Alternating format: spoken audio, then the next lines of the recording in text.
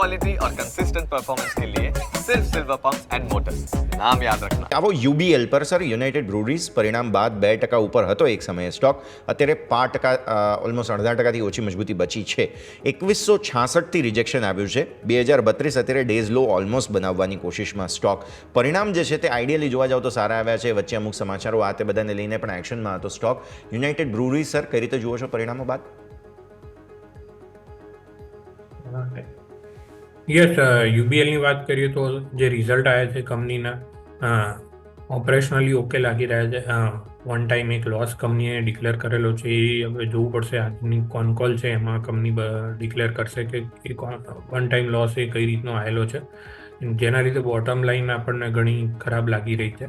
પરંતુ ઓપરેશનલી એટલા વીક નથી લાગી રહ્યા રિઝલ્ટ જેટલા જે બોટમ લાઈન સજેસ્ટ કરી રહી છે. હવે આપણે પ્રાઇસ લેવલની વાત કરીએ તો સ્ટોક છેલ્લા એક વર્ષમાં એક રેન્જ બાઉન્ડ ટ્રેડ કરી રહ્યો છે. જેમ તમે વાત કરી 2166થી એક આપણને આજે રેઝિસ્ટન્સ જોવા મળ્યો તો ઉપરમાં 2200નું લેવલ છે, જ્યાં આપણે જોઈએ કે છેલ્લા એક વર્ષમાં ઓલમોસ્ટ 3 વાર એ લેવલ ટેસ્ટ થઈને ત્યાંથી રિજેક્ટ થઈ રહ્યો છે પ્રાઇસ.